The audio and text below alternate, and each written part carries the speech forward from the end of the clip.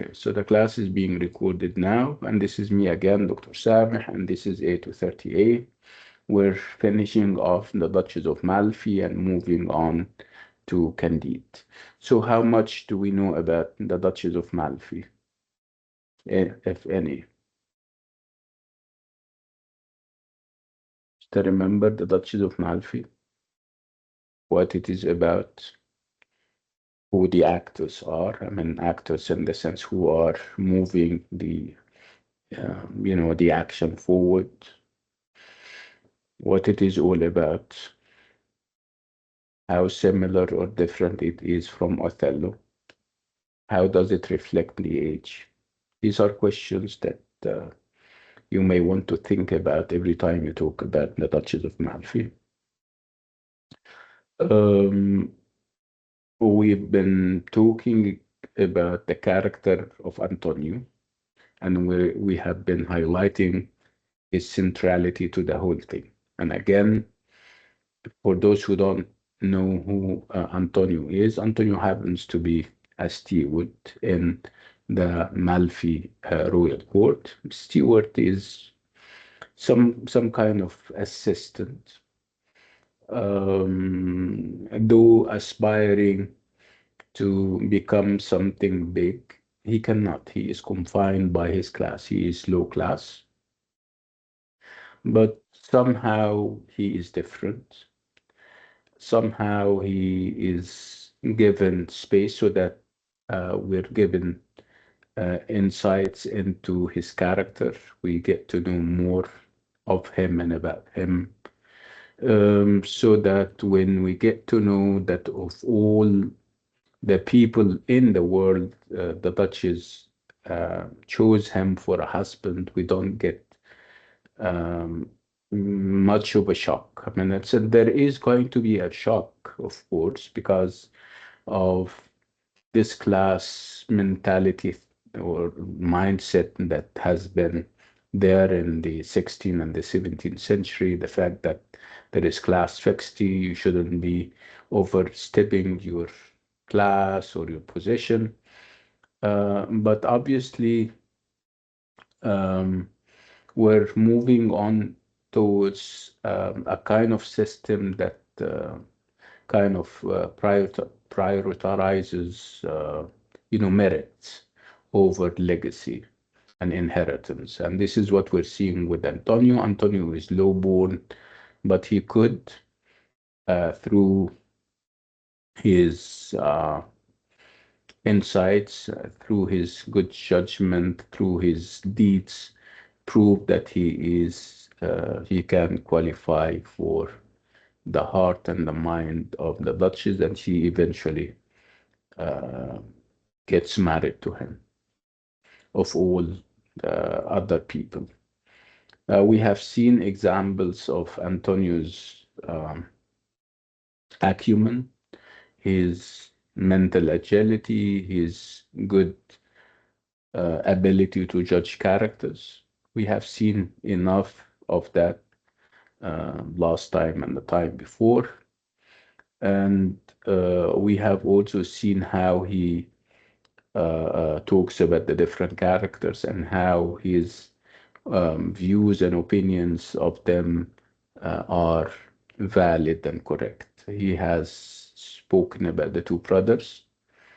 He has spoken about Bussola, and he has also spoken about the Duchess. And deeds and actions and situations prove him correct every time.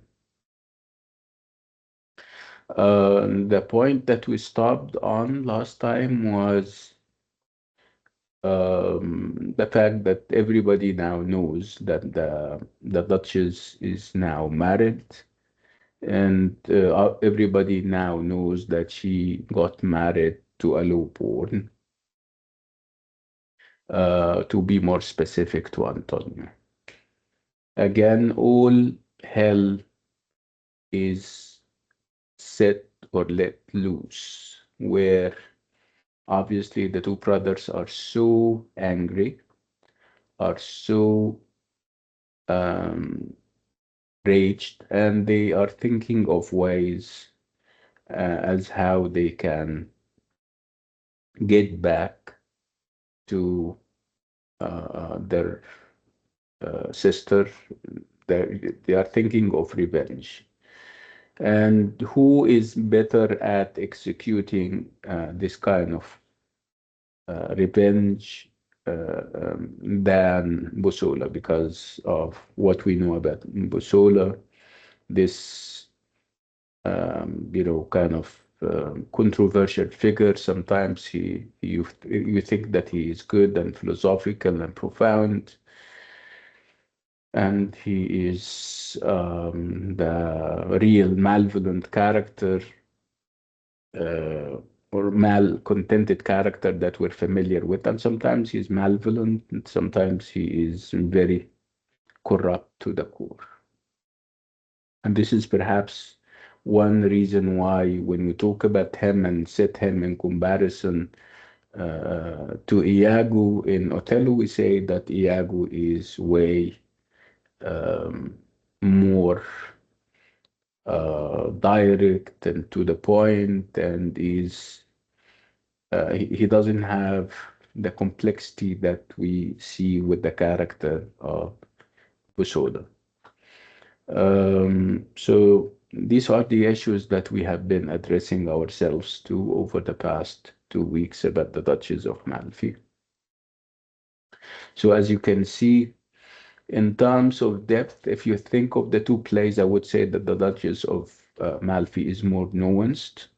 It has deeper layers of meaning. It doesn't mean that Othello is simple or simplistic. No, I'm trying to say that the issues and the ideas are more complicated in the Duchess of Malfi.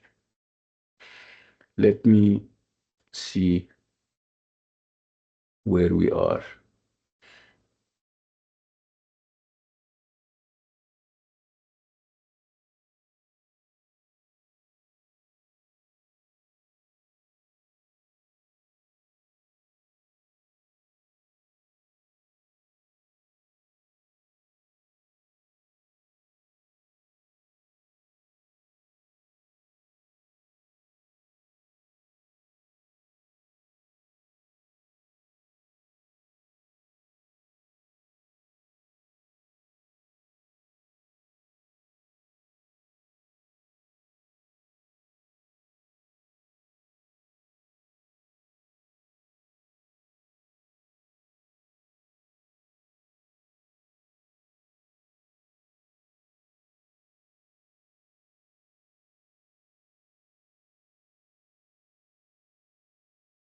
Okay, let me share my screen and we are on our way. Okay, so I think we went beyond that, but perhaps that would be a good start for today, where we're having the Duchess. We have spoken enough about the Duchess, and we have seen her through the prism and the lens of Antonio. And because we trust Antonio, we believe that whatever he says about the Duchess is correct. What did he say about the Duchess? He said a lot of things. He said that she is a paragon and a model of beauty, and the fact that she's so beautiful that even the paralyzed can, can cure if they see her. This is a bit of an exaggeration, we all know, but it has part of it is true. The fact that she is young and she is majestic and everything. Again, another example of her also tactfulness and the fact that she is uh, playing roles that you would expect of a male is the idea that she decides to come up with a plan right after she got to know that her brothers are told about the secret marriage. She decided that she has to take matters into her own hands, which she has been doing for quite some time. She decides to arrange to make a plan so that Antonio and the kids can uh, leave the country, and she will stand up uh, to her brothers. She will face them and confront them. What was her plan? Her plan was to kind of ask Antonio and the kids to escape to a place called Ancona. That's another city, perhaps. And she made it seem that Antonio has stolen money, and he has been doing that for quite some time. And when she is going to make it seem that when they have started or opened investigation, they found him embezzling money, and that's why he decided to escape. Um, so this is her plan, and it's another example of how a woman of action she is, and how she takes matters into her hands, and she decides to do things. I mean, you would expect Antonio to be in charge here, to be thinking and planning, but obviously Antonio is not doing any of that. Here we have another soliloquy, and of course, by now you know what a soliloquy is. A soliloquy is a time when a character is given space on the stage. He is the only one on the stage, and he starts to think aloud and talk to himself, or perhaps talk to us as audience. I mean, giving us what he thinks of. This is called a soliloquy, and Busola did a number of them. So Busola is left alone on stage to deliver a soliloquy in which he discloses, or he reveals to us, the audience, that he is going to tell Ferdinand everything he has just learned. Again, he will go and arrest the Duchess. Uh, Again, this is also a contradiction, because this is the guy who has been bombarding our heads about ideas if, of flattering, of being genuine and hardworking, and how those things do not sell. And then a part of the soliloquy is also the idea that Busola is thinking of what what is happening to Antonio now that he fell out of favor, now that everybody is accusing him of embezzlement and stealing. So Busola is going to reflect on that. He's going to even try to defend Antonio, and then this is actually very confusing, because you don't know whether Busola is sincere in his defense of Antonio. Uh, um, but obviously, the reason why he is defending Antonio would be that Antonio is just like him. Both of them are low-born. If it happens to Antonio today, and he falls out of favor, and I mean, before he was the talk of town, the town's talk in terms of honesty and integrity. Now, all of a sudden, people in high places are accusing him of uh, stealing. He says that this is actually what people in high places are all about. They are fickle. Today they are happy with you, and tomorrow they can be angry, and they can once you fall out of favor, lots of bad things happen to you. So as we see, Busola is an ambiguous character. He is quite unclear. Again, this is perhaps part of the makeup of the the malcontent character who despises courtly corruption, but at the same time, he is hopelessly implicated in it. So, as you can see, Busola wants social advancement, but hates and loathes the servility that comes with it. Um, Again, what we're sure of is that Busola does not admire Antonio, but uh, I mean, defending Antonio is seen to be some kind of,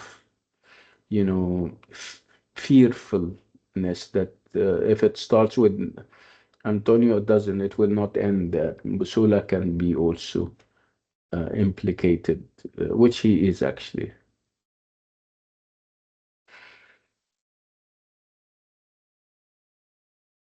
So the argument about Busola's defending Antonio is that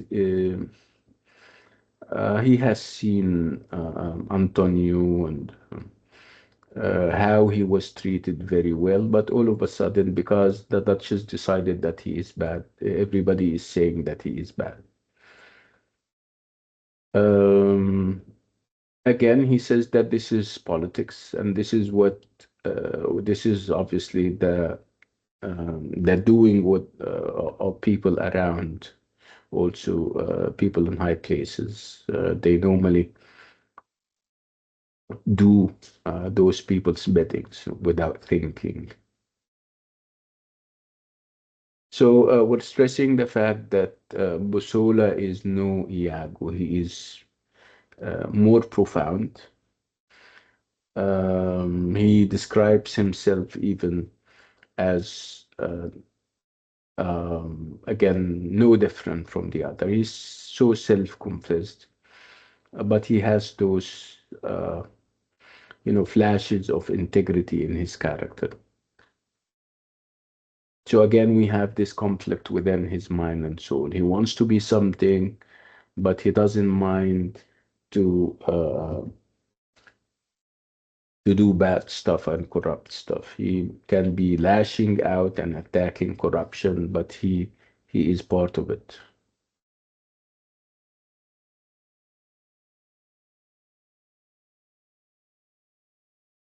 So this is the main argument, the main conflict that we have with this guy.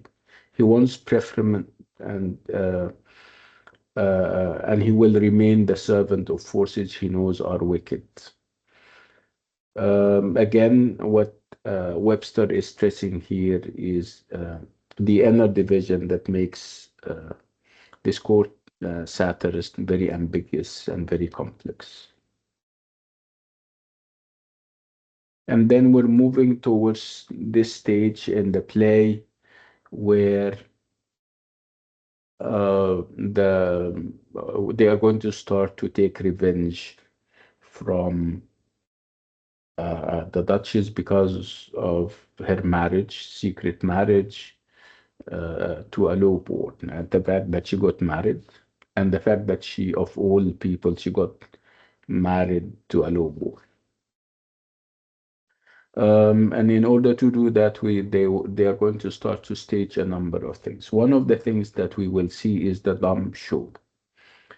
The dumb show is a performance that is meant to kind of mimic and copy what is happening in real life, but stripped of speech. You don't have speech. That's why we call it dumb show. The characters are using their facial expressions and gestures, and their body language, and we'll talk about the significance of uh, the body show, again, the dumb show. You need to remember that this is also one of the conventions of the revenge tragedy that was there all the time.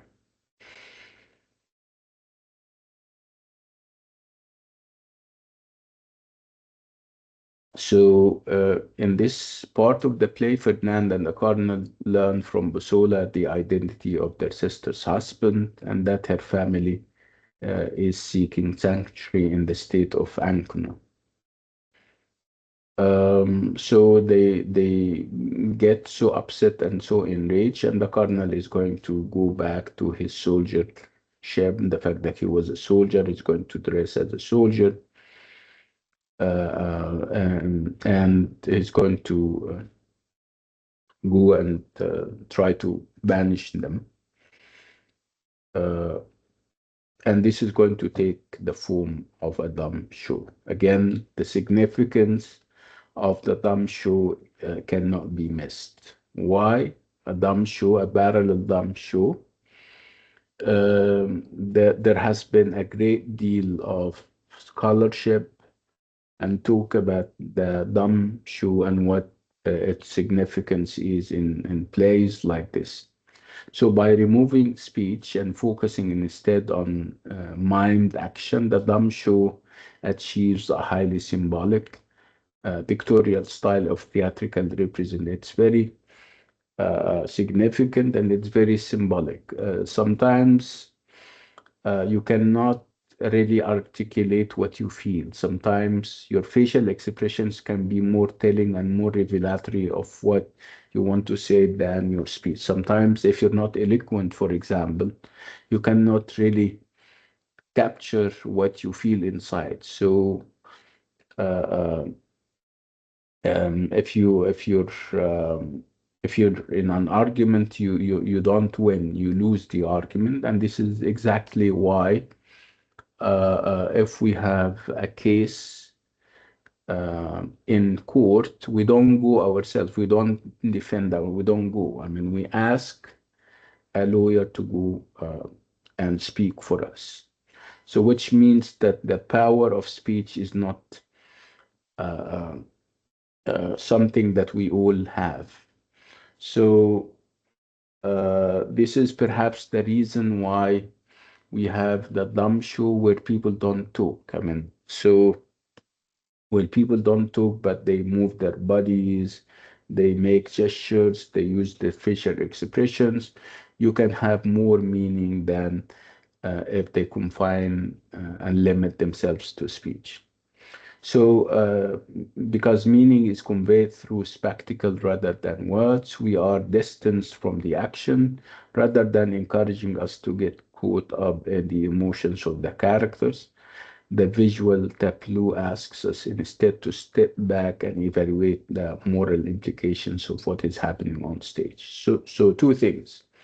Again, the idea that sometimes spectacle is more telling. Spectacle is when you use images, when you leave it all to your facial expressions and your body language. Sometimes spectacle is more telling and more revelatory than speech, and also not talking.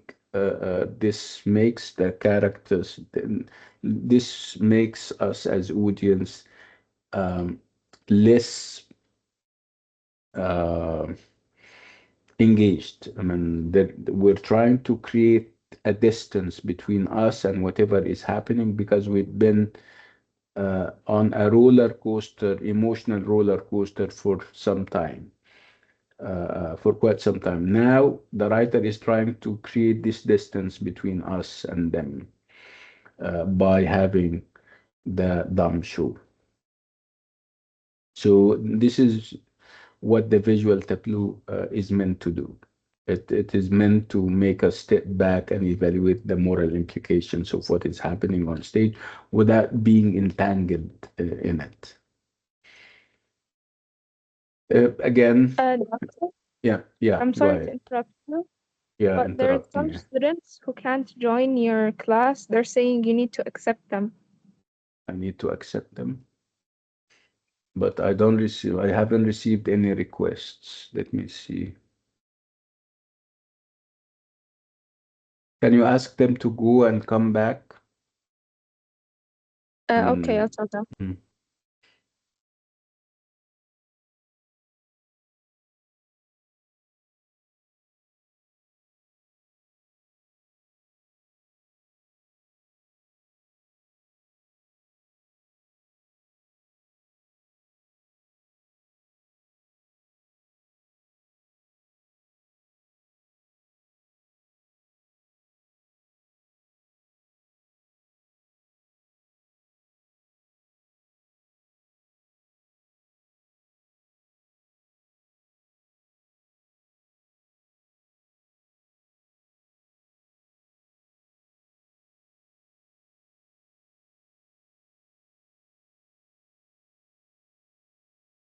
Mm, the number has changed yet.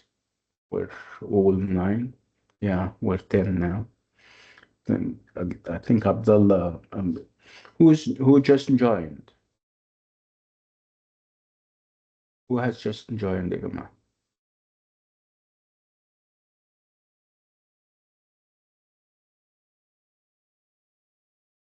Okay, طيب. Let's go back. Um, so I was talking about the dumb show and the importance of the dumb show and how symbolic it is. Again, sometimes words fail us. They don't say the whole story. If we have a story to tell, metaphorically, I mean. I mean, you're saying something, but sometimes you don't have the power to convey what you feel, and that's exactly why we have lawyers. We have a profession that we call the legal profession, where you have a case, you give the lawyer all the details, and he or she goes and kind of stand in court for you. So, which means that sometimes words fail us. This is exactly what is happening with the dumb show. The dumb show is meant to do that, and it is also meant to create this distance between us as audience and whatever is happening, because we have been so entangled and so attached to what uh, was happening and unfolding for so long. So creating this distance is very important, and it would allow us to move forward.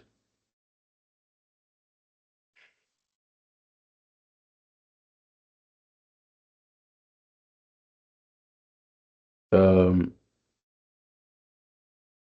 so again, you need to remember that the setting of the dumb show was in a religious shrine, and this is obviously very significant because it simply tells you that the cardinal is fake and that he is using religion to serve his purposes. So we watch as the cardinal sheds the symbols of his religious vocation, the cross, the hat, and the robes and ring, and takes on the trappings of a soldier, so sword, helmet, shield, and spurs. That would give us a vivid visual confirmation of the superficiality of his religious vocation and the ecclesiastical corruption. Ecclesiastical means religious corruption he has constantly represented. So the mimed action of the Duchess banishment gives a central place to another symbol, which is the wedding ring, which her brother removes from her finger with violence. Again, part of this dumb show, we have two pilgrims, and they don't have names, and this is also very significant. So the dumb show is framed by the dialogue of two pilgrims who begin by anticipating a noble ceremony and end in a state of some distress, exchanging anxious questions and judgments about the ceremonies they have just witnessed. So, and they reflect on what they have seen and violence and everything. And it is clear that they don't acquit the Duchess. They don't say that she is not mistaken. They believe that she is mistaken, but they are also aware of the fact that she is not a mean person. This is the wording. They said that she is a princess. She's a noble individual. She's not mean, and she should have been treated in a better way. Again, they also refer to the fact that there is this mismatch, class mismatch between the Duchess and Antonio. Again, they don't stop there. It is true. that she made a mistake by getting married to the wrong person, but that wouldn't or shouldn't have allowed her brothers to treat her the way they did. Again, they believe that she is noble and she should have been treated uh, in a better in in in a better way, in a different way. So those two pilgrims lack individuality, which means that they don't have names. Again, because they can be us, they can be anybody. Um, so the fact that the pilgrims lack individual identity, remain unnamed, and never appear again establishes a physical bond with the audience, which encourages us to believe in their objectivity. They observe and depart, objectify and comment on the action, distancing and interpreting as we do. Again, their commentary on what happens also would take us to heights and would invite us to grasp the moral and the political significance of the Dutch's banishment rather than her own experience of it. Whatever they said about the situation and their assessment of the whole thing can help us understand the whole experience as an institutional conspiracy meted out against the uh, the Duchess and her small family.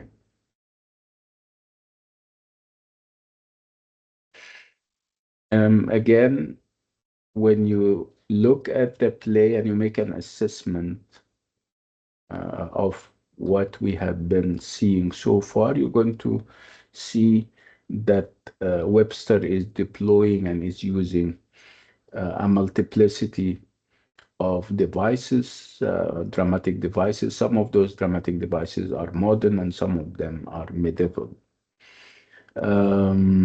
When we talk about the dramatic action being unfolding, when we talk about the complexity of characters, when we talk about how realistic what is happening is, these are all modern devices that, and even the idea of women and their new outlook, also the idea of merit and how merit is sometimes prioritized over inheritance. These are all modern ideas, but we still have remnants of the medieval theatrical drama, like the dumb show in Act 3, Scene 4, which distances us from the action unfolding on stage, is a contribution or is an influence of medieval drama. This is, of course, meant to promote our understanding of the larger meanings being conveyed. Again, we need to always remember that whatever revenge we're seeing and describing the play as being a revenge tragedy is part of uh, big tradition that we call the Renaissance tragedies and the early modern tragedies. Um, so this is part of a whole. I mean, it's we have a line of plays during the time during the Jacobean and Elizabethan age, where there was the revenge tragedy and its different conventions. And one convention is, of course, the use of dumb shows. So in Act 4, which is obviously comprised of two scenes, we have the enactment of the Duchess' torture and subsequent death. Obviously, she's being tortured and then she will die. as punishment for her forbidden love and marriage. She is imprisoned in her palace. All kinds of torture, psychological before the physical, are used against her. The Duchess is exposed to a dead man's hand, complete with wedding ring, a wax tableau of her husband and children, are all presented to her at their dead bodies, and finally, a dance of madmen. So again, this is all staged on the stage. We see the suffering of the Duchess, the psychological, seeing, of course, what looks like the bodies of her husband and children, seeing a dead man's hand that is given with a wedding ring similar to the wedding ring that she gave to Antonio. So she is now under the impression that her children and her husband are dead, and they are now dead bodies in front of her eyes. Again, why do we have the suffering presented on the stage? Is it part of the tradition? Yes, it is. This is actually what we have seen happening during the time. We had revenge tragedies all over the place, and we have a pioneer in this field, a dramatist by the name of Thomas Kidd. He wrote a tragedy called the Spanish Tragedy, and it is all about revenge. People takes revenge on the stage. You have bloodshed. You have plays within plays. And these are all, like I said, are conventions of the revenge tragedy.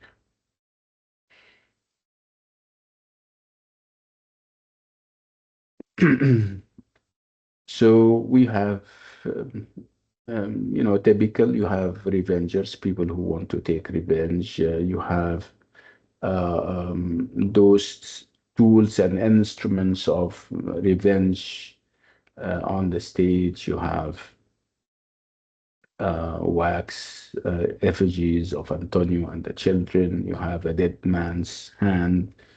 You have lots of props. You have mad people moving around. So these are all characteristics of the revenge tragedy.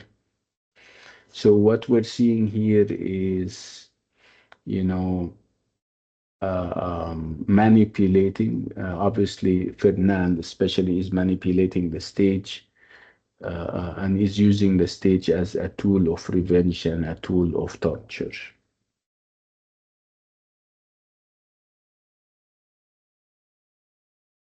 So typically in early modern revenge tragedies, revenge often takes the form of a theatrical spectacle, a play within a play, and this is exactly what we have seen.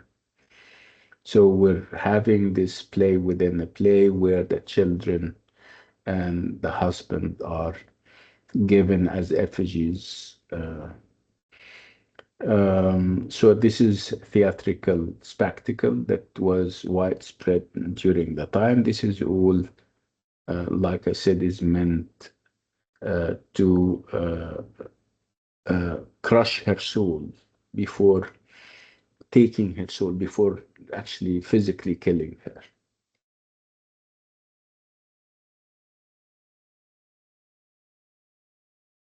Again, what is interesting is that we, as members of the audience, know that what the Duchess believes to be the bodies of her dead husband and children are not true. These are mere wax effigies. So this is all meant to augment her suffering and her pain before. Um, and I mean, obviously her brother is trying to drive her to complete despair.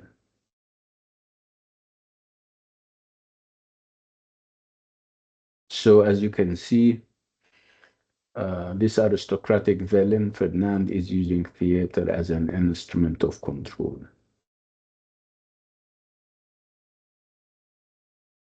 So the whole act is devoted to this idea of torture and murder.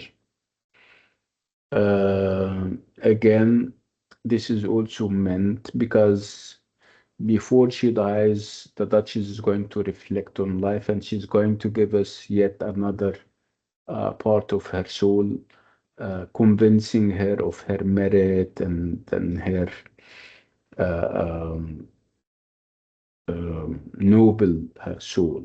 So that when we go to Unit 5 or Act 5, we start to compare between how she died and how the other characters will die.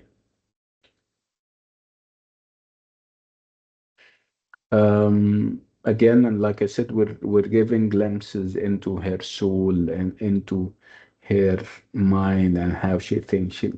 And she's now this is while she's dying. She's going to express Christian attitudes towards death and suffering. Um, she's going to also talk about the fact that she is a member of aristocracy and of noble blood, which means that death means nothing to her. She's bigger than that. Again, she also has this Christian belief that she's going to be reunited with her loved ones, Antonio and the kids.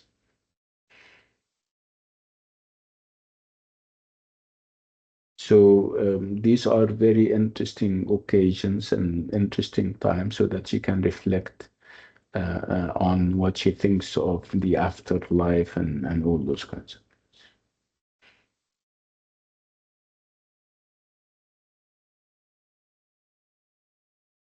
Obviously, religion is not the only source of strength for the Duchess. She also takes pride in being aristocratic, is being of a noble family and royal family.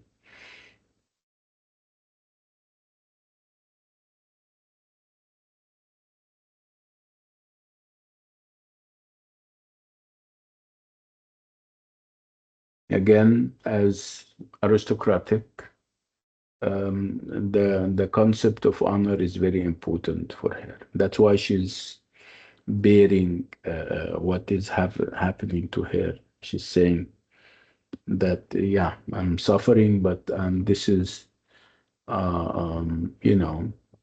suffering is part of, I have to kind of stand and bear this kind of suffering because I'm noble, I'm heroic, and this is what I am.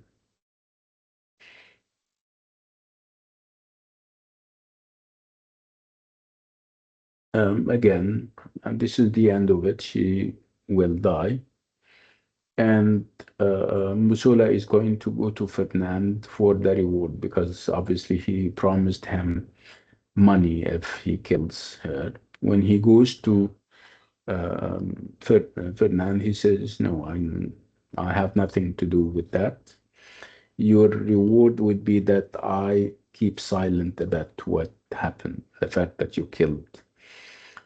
So obviously, um, Ferdinand is trying to distance himself from the murder of the Duchess, and obviously, this indicates that he is starting to show regret, regret that is going to um, increase until it becomes madness.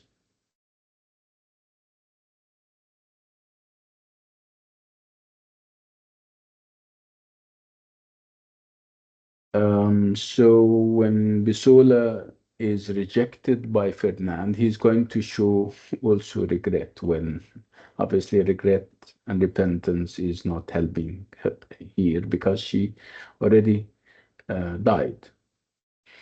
Uh, Again, when you have regret, um, people would start to think that you're a human being, and that this is exactly what is happening to us and to the audience.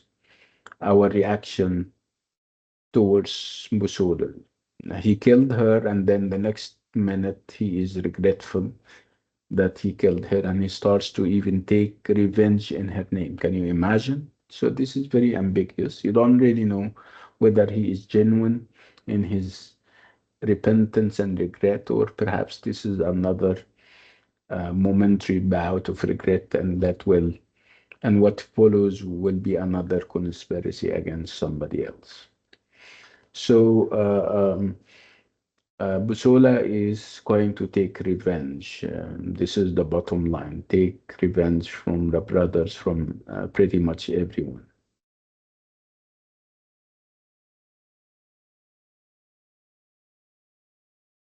Again, the first thing that we know uh, um, is that after she died, he started to feel those feelings of regret. He says that his peace of conscience for all the wealth of Europe. Uh, I mean, he's trying to say that I don't feel, um, I have pangs of guilt. I feel guilty, and nothing will wipe this out, even the wealth of Europe. So, as you can see, Busola's moral impulses uh, are obviously entangled with his dependence on the ruling elite that habitually employs him to do its dirty work.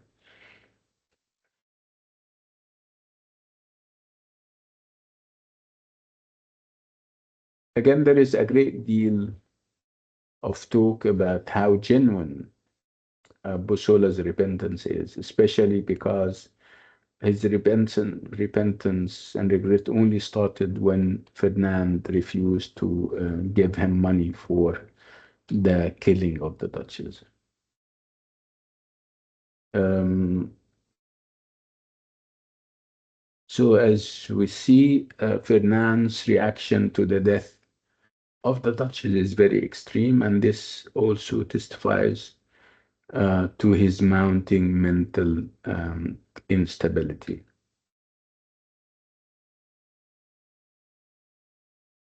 And these are examples where, when he was given the opportunity to see the dead body of the Duchess, he would say things that indicate that he is so remorseful and so regretful.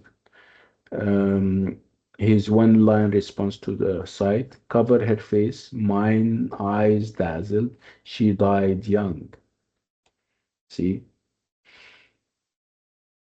And he is going to reflect on what happens, and he is going to tell us that in soon enough he's going to I mean, he is going to fall apart, and he's going to deteriorate into a lunatic. So by the close of the scene, he is falling apart, deteriorating into the lunacy that will characterize him in Act 5. Lunacy means madness.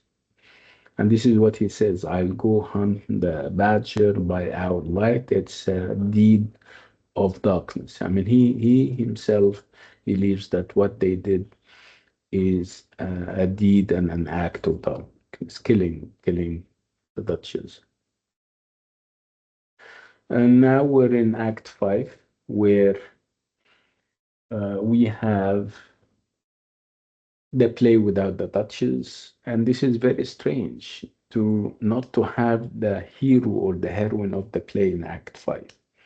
In tragedies, normally the tragic hero or the tragic heroine stays until the end of the play. It is true that he or she is killed, but he or she is killed in Act 5, not in Act 4. So let's have a break, and when we come back, we talk about the significance of not having the Duchess in Act 5 and how this is going to affect the play or the rest of the play, and we're going to compare uh, the death of the Duchess to those of the other characters, and which is nobler and stuff like that. So I'll see you in 10 minutes, inshallah. Okay?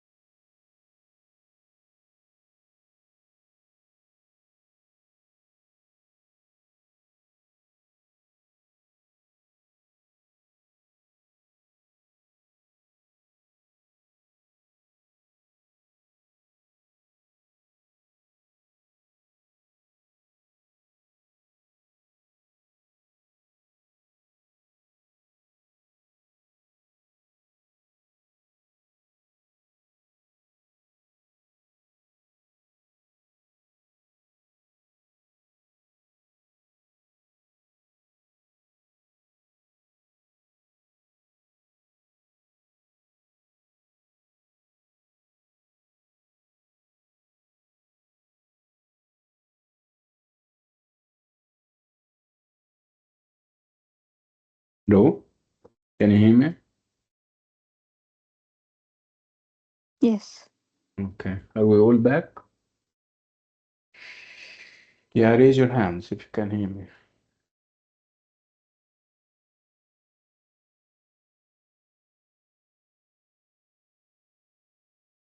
Only Lujine? What is everyone else? I'm not asking you to speak. I want you to give me a signal that you're still there. Okay. Ragad. So it's only Ragad and Lujine. Okay. Right. So like I said, we're doing now Act 5.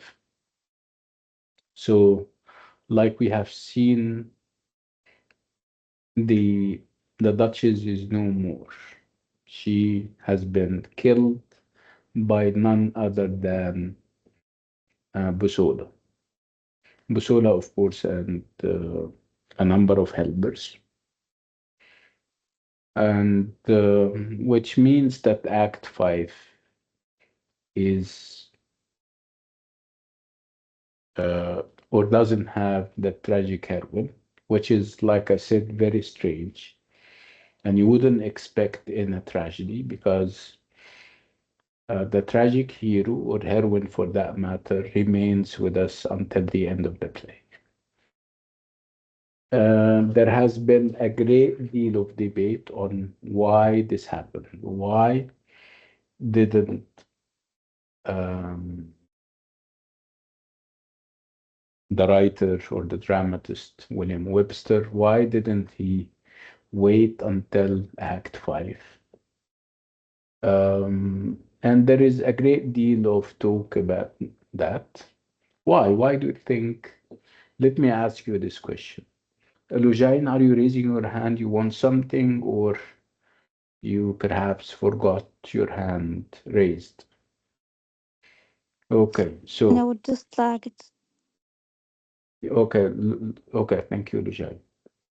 So let's ask this question. Why? Why do you think we don't have the Duchess in Act 5? Why did the writer, Webster, decide? Why did he decide to end her journey very early on in Act 4?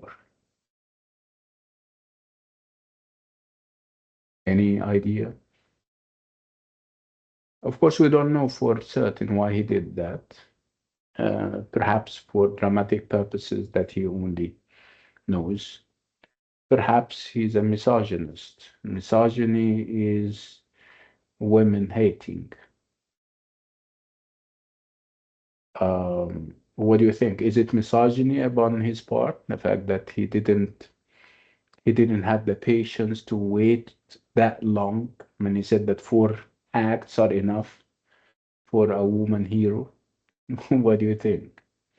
Could that be a reason that he is part of this misogynistic project that has been there for hundreds of years against women? Yeah, this is actually what some feminists are saying. That, of course, they are not happy about the fact that the Duchess only or died only in Act 4, not in Act 5, as if she dies in Act 4, it's that she's going to die anyway. But for them, it's very significant that she died in 4 and not 5, and this betrays, like I said, misogyny, the fact that the writer is uh, um, a male, and obviously, if the hero was, if we have a hero, not a heroine, he could have stayed longer.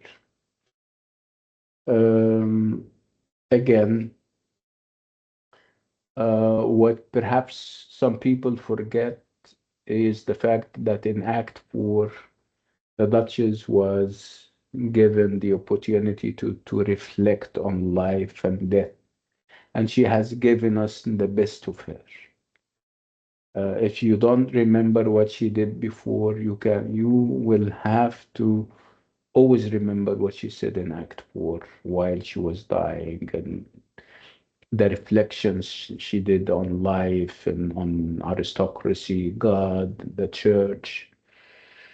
So it was just amazing. I mean, giving us another hints about her nobility, her fortitude, her mental agility, you name it.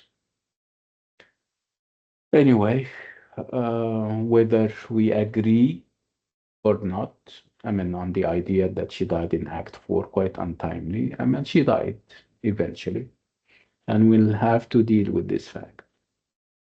So, Act 5 is or does not have the protagonist, the tragic hero. So, who do we have? We have the rest of the characters. We have, of course, the two brothers. We have Musola, we have Antonio, um, and we have also before the end of Act 4, we have we have Musola, threatening revenge, saying that he will take revenge. From whom and for whom? This is a very big question. He's going to take revenge from the two brothers.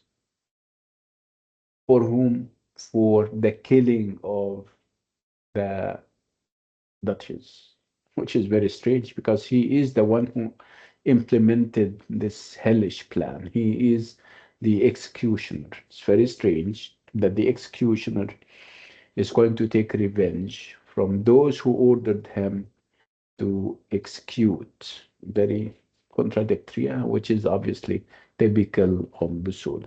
Anyway, this is what is going to trigger the whole thing. The fact that Busola is going to take revenge and everybody else is going to take revenge from everybody else. And this is typical of revenge tragedy.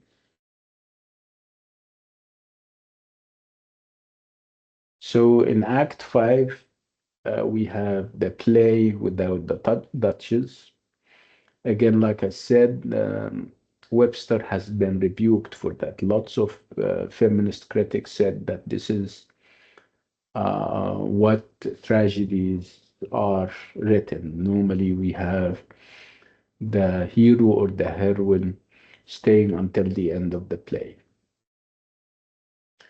Again, when you go to Act 5 itself, you're going to find it not the what you think of the end of a tragedy. Actually, it turns into a farce. It takes away from the elevation and the sophistication that we have seen in the previous four acts. So no seriousness. Um, um, that you would expect of a tragedy. It's what we see in Act 5 is a kind of black comedy.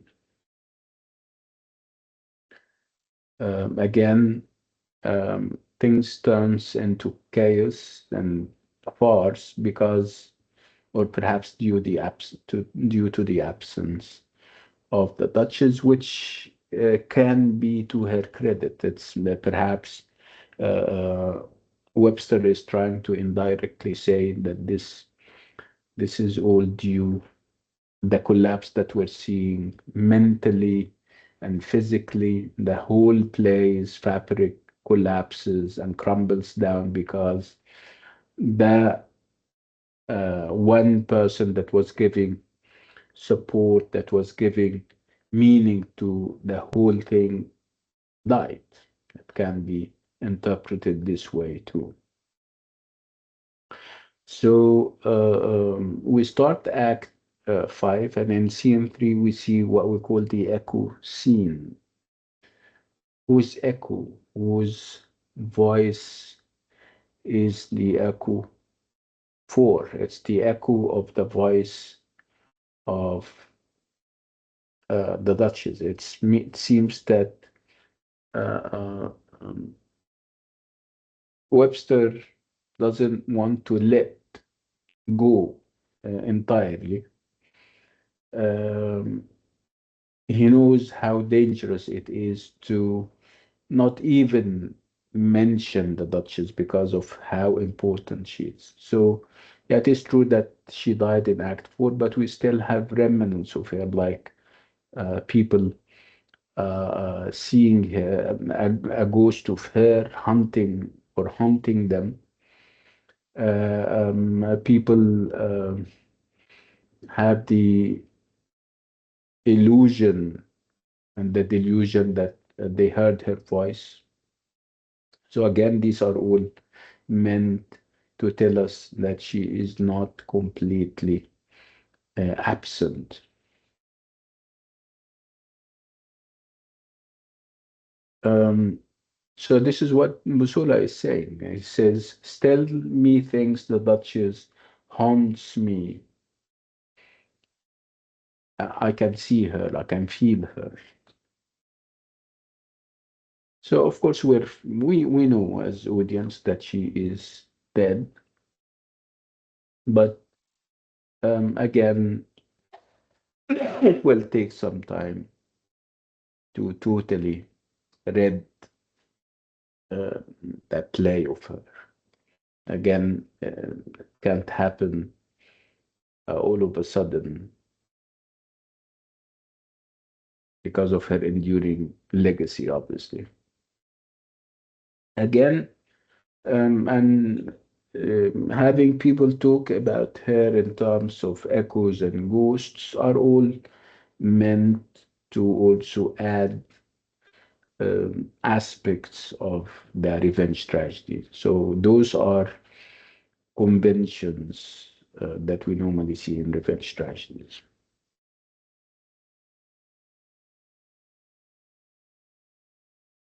So she is a ghost uh, um, that is seen here and there. She has her voice heard here and there, sometimes missing. I mean, her husband misses that too. And then we come to the moment of truth where the characters are being uh, uh, kind of um, are receiving what they give, and what they give was killing and slaughter and murder. So we're talking about the consequences of their actions, and we're starting with Fernand. Fernand, right from after she died, he has this belief that he is going to turn mad soon enough. And his madness is very strange. He started to develop this feeling that he has lycanthropy or lycanthropy, and I think it's not ly. And it's this delusion in which one imagines himself to be a wolf or other wild animal. So he lives with that he is turning into a wolf whose skin is hair on the inside rather than the outside. And this is a manifestation of his mental collapse. Again, this is all due to the murder of the Duchess. He is driven mad by guilt and a self revulsion that convicts him of being no better than the most vicious of animals. So, as you can see, his lycanthropy is at once a judgment on his appalling cruelty and a reminder of the flickering moral awareness that has always been part of his character. He is convinced that he is not only now a wolf, but he is also damned. cursed. And then we have the cardinal. He is also consumed with guilt.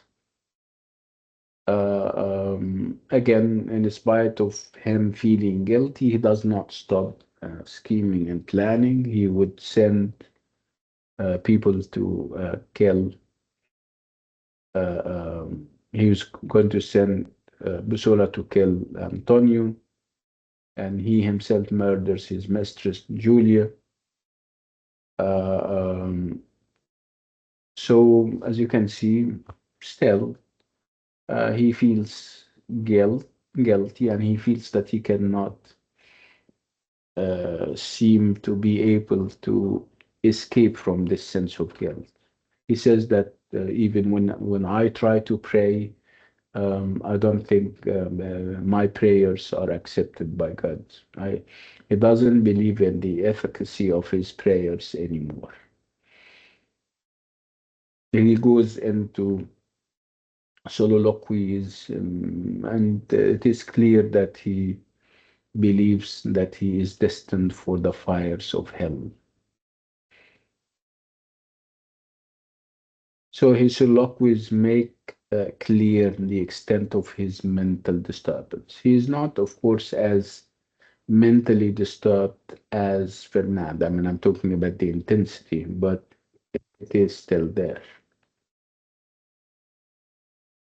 Um, and then we have Busola, and the whole thing turns into a farce, and a savage farce, because everybody's killing, everybody's running after each other. There is this mistaken identity trope, and it becomes a farce. Very comic, but very sad.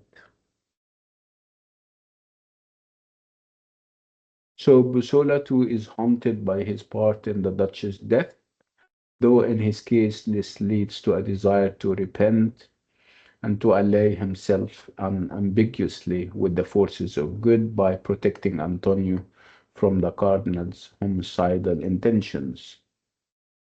But he ends up inadvertently doing the cardinal's bidding. He kills Antonio by mistake. Again, it seems that his attempts at redemptions are not very successful. It seems as if God is not accepting his redemption.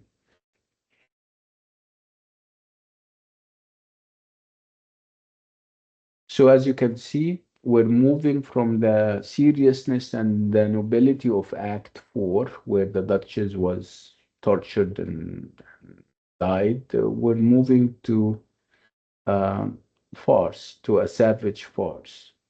So this is obviously taken away from the seriousness and the nobility of the whole thing.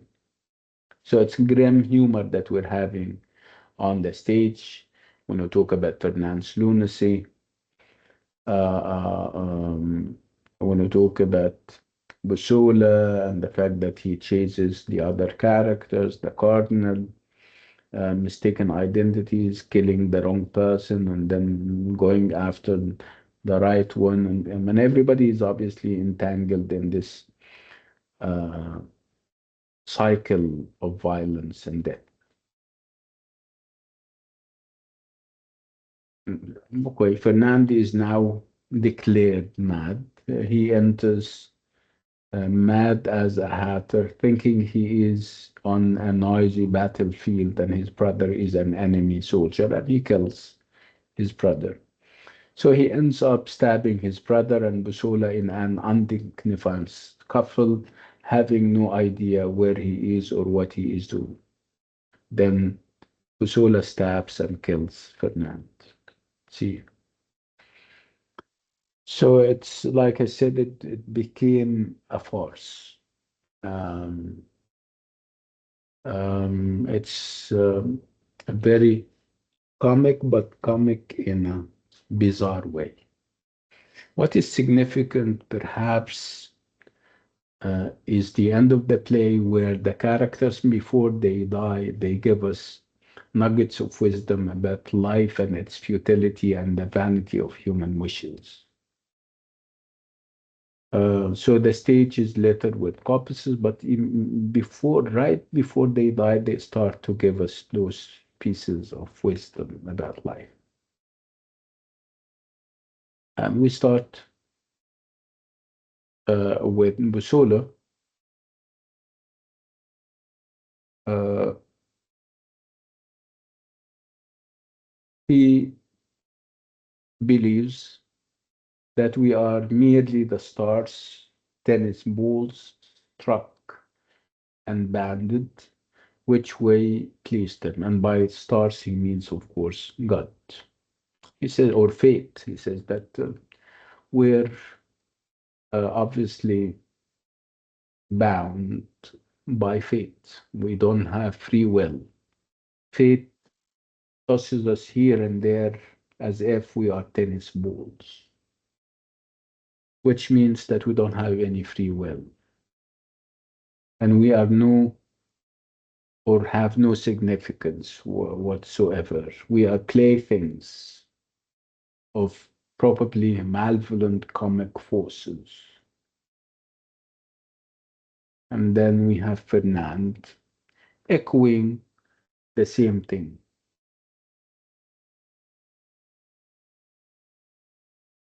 And he is saying in his dying moments, my sister, oh, my sister, there is the cause on it. Whether we fall by ambition, blood, or lust, like diamonds, we are cut with our own dust. So he believes that we are as insignificant as dust. So Fernand is applying to himself an entirely appropriate saying about human beings' capacity for self-destruction.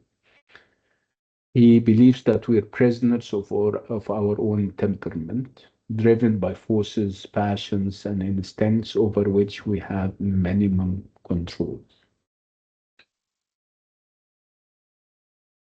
So if Mbusola focuses on the cosmos, Fernand's focus is on human personality. But the two seems to agree that human beings exert precious little control over what they do. And then we have Antonio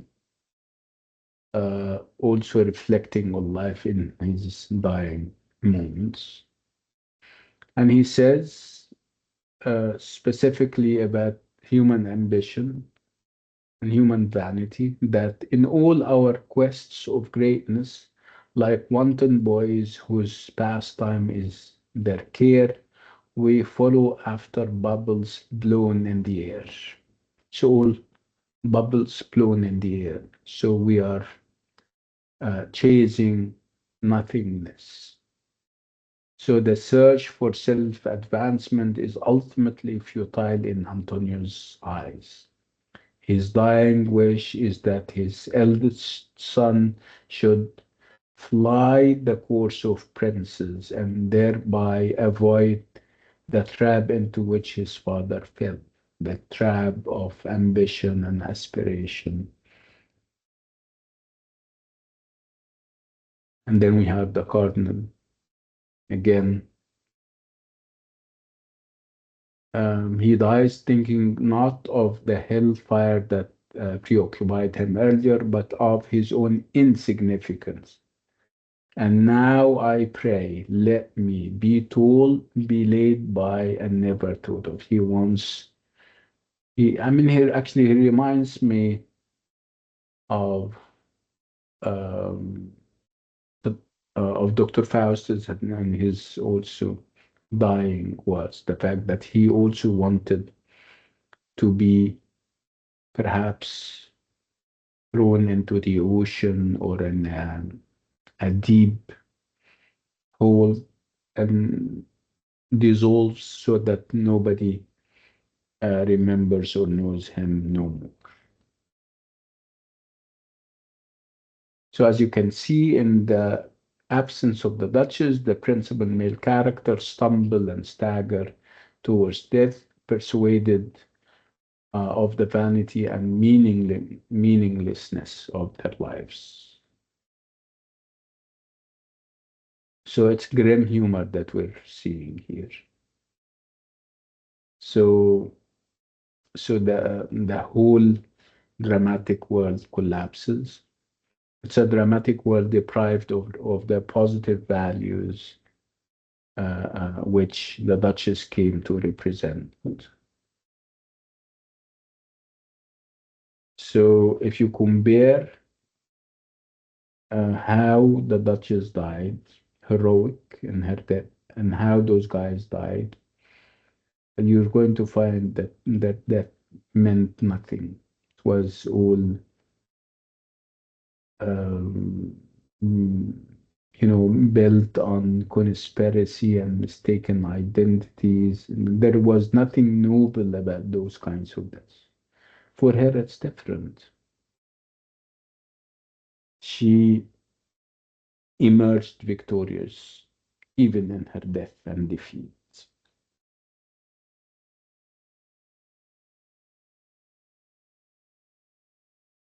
Um,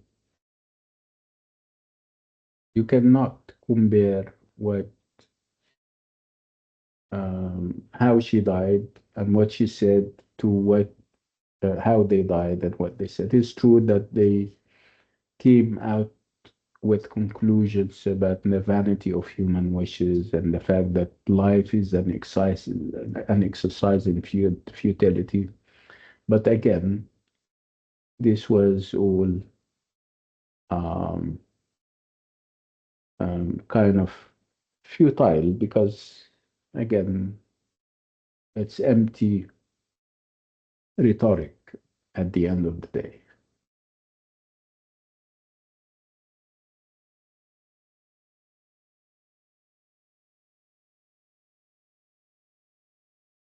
And then we have perhaps a ray of hope and promise. We have the child of the Duchess and Antonio coming on the stage. It gives us hope. It's a sign of hope after all. Even though his father wanted to warn him against the trappings and the temptation of wanting to be this and that. And he wanted to ask him never to succumb to the temptation of living a royal kind of life because he says, no, it's all nothing.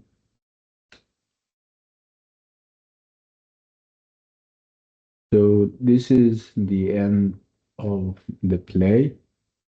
Again, the wheel comes full circle.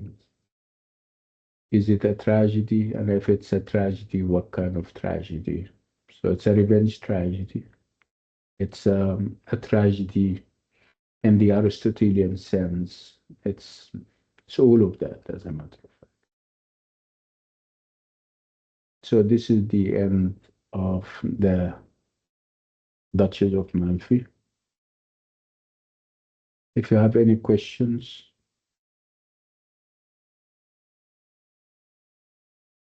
okay. When Thank is you, the med? doctor. You're welcome. Before we go, I would like to ask you about when is the midterm? Is it going to be next week or the week after? It's on November 3, I think. November what? Wait. November 2nd or 3rd? Let me see. Third. Okay. So, which means that when we meet again, Sunday, it's going to be the 26th. Okay. So, next week, we have to meet more than once. We need to meet for Candide, which is going to be the 26th. And then we need to meet in the same week to uh,